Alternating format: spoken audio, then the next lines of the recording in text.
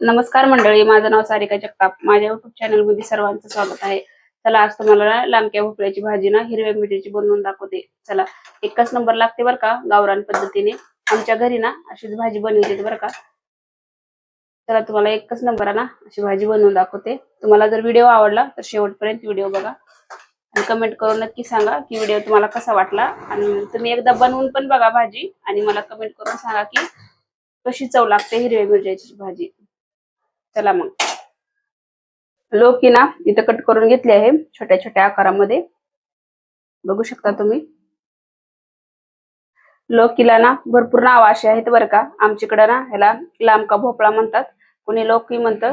बरेच असे नाव आहेत बरं का ह्याचे, पण मी ना आमची तर लांबका भोपळाच म्हणतात. चला मग, तुम्हाला पद्धत दाखवते आमच्या इकडे कशी भाजी बनवते ती. चला मग. चला, आपली कढई ना छान असं तापली आहे. त्यामध्ये ना तेल टाकून घेते.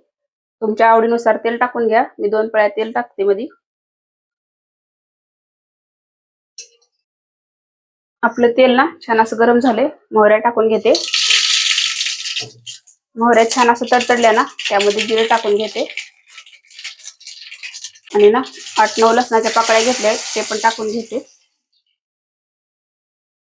ना गोल्डन कलर वर लसूण आपण तळून घेऊ, भाजून घेऊ. सॉरी, मिरचीचा असा ना ठेसा वाटून घेतला आहे. सपक मिरची आहे, ते तुम्हाला तिखट घ्यायचं असेल ते पण घेऊ शकता.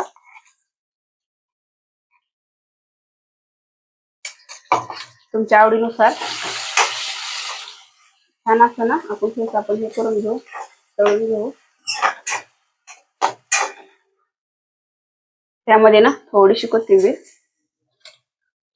असं कोथिंबीर पण हे करून घेऊ. आपण ना लांबका भोपळा कट करून घेतला आहे बरं का, ते पण टाकून घेऊ. बघू शकता तुम्ही. छान असं ना हे करून घेऊ आपण.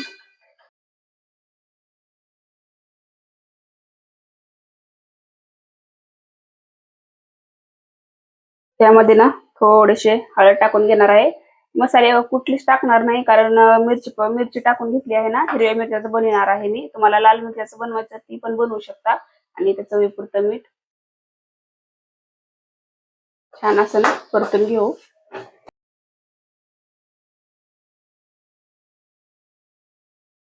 भोपळ्याला ना छान असं झाकून हे करून घेऊ, कारण पाणी सुट्ट झाकून हे केल्यावर.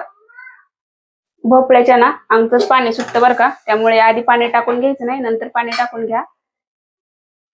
कुणाला सुकं खायचं असलं तर नाही पाणी टाकलं तरी चालत. थोडंसं ना शिजायपुरतं पाणी टाकून घ्या मध्ये. मी ना थोडंसं शेंगदाण्याचं कूट टाकून घेणार आहे. त्यांना थोडं शेंगदाण्याचं कूट मोठं मोठं वाटून घेतलंय. शेंगदाणे भाजून कूट करून घेऊन टाकला आहे मध्ये.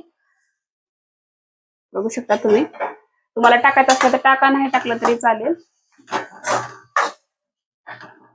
मी ना शिजायपुरतं थोडंसं पाणी टाकून घेणार आहे. तुम्हाला टाकायचं असलं तर टाका, नाही टाका. अशी सुकी पण छान लागते बरं का भाजी. तर थोडंसं ना टाकून घेणार आहे पाणी मी.